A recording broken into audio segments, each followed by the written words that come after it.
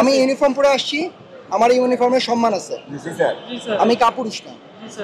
মরতে হলে এখানে মরবো, বাঁচতে হলে এখানে বাঁচবো। পরিষ্কার?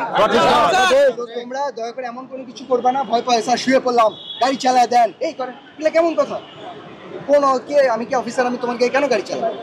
তোমার বাচ্চাটাকে গাড়ির নিচে নিয়ে যাচ্ছে, ভাই আমার বাচ্চা আছে না, এটা কেমন কথা? এইসব করবা না, খবরদার, ঠিক আছে? সুন্দরভাবে ব্যবহার করবে, সুন্দরভাবে কাজ করবে। নামগুলো বলবো, এগুলো হচ্ছে কি আপনাদের প্রতিনিধিত্ব করবে, ঠিক আছে?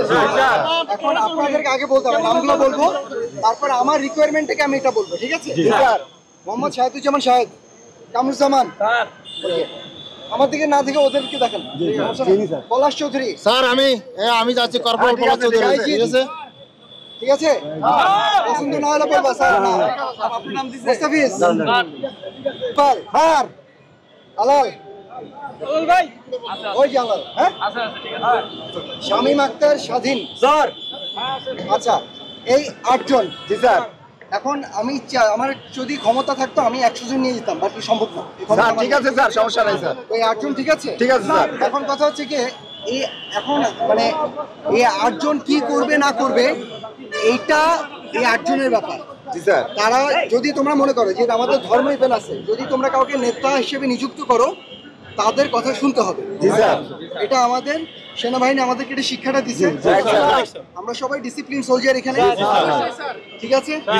এখন কথা হচ্ছে, আমি জানি না, এর আগে আমি আমার অভিজ্ঞতা থেকে বলতেছি, একটা গ্রুপ এর আগে যায়, যাওয়ার পরে তারা বুঝে এসে তাদের কথা কেউ শোনে না। এই গ্রুপটারও এরকম যাবে, যাওয়ার পরে তারা ফেরত আসবে, তারা তোমাদেরকে বোঝানোর চেষ্টা করবে, তোমাদের মধ্যে অনেকে থাকবে তারা কথাটা বুঝতে চাবে না। এটা কেন চাবে না আমি বলি, কারণ এখানে হইতে পারে কারো কিছু দুষ্ট বুদ্ধি থাকতেও পারে, ভাঙলে মানে ডিভাইড অ্যান্ড রুল বলে একটা কথা আছে, ঠিক আছে? আমি একটা কথা বলবো, এখানে আমরা আলাদা আলাদা প্ল্যাটফর্ম না, আমরা সবাই একই প্ল্যাটফর্ম, ঠিক আছে? এখানে আমরা অমুক তমুক এই সেই এগুলো কিছু নেই, ঠিক আছে? তো আগে তোমরা আমাকে কথা দিতে হবে, এই 8 জন ওরা যে সিদ্ধান্ত নিয়ে আসবে, সিদ্ধান্ত না, ওরা তো সিদ্ধান্ত ওদের দেওয়ার ক্ষমতা আছে?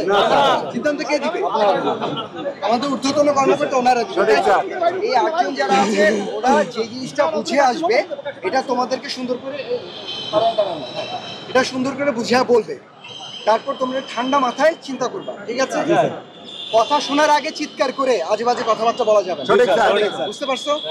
আমরা সবাই একটা সমাধানের জন্য এখানে আসছি, সমাধান না করার জন্য এখানে আসিনি। এখানে একটা মানুষ যদি আজে বাজে কথাবার্তা বলে, সেটাই পরিবেশ নষ্ট করার জন্য যথেষ্ট। একটা কথা বলি, আমি এখানে কথা বলতেছি, আমার বাড়িতে যদি কেউ একটা টিটকারি দিয়ে যাও, আমার কি কথা বলার মানসিকতা থাকবে? আগে বলো, বাংলাদেশ সেনাবাহিনীর একজন ফিল্ড অফিসার হিসেবে ওই টিটকারি কি আমার শোনার কথা? এটা কি উচিত? আমার সম্মান রক্ষা করার দায়িত্ব কাদের? তোমাদের। তোমার সম্মান রক্ষা করার দায়িত্ব কার? আমার। সো এমন কোনো কাজ করো না যাতে আমরা একজনের সম্মানটা নষ্ট হয়।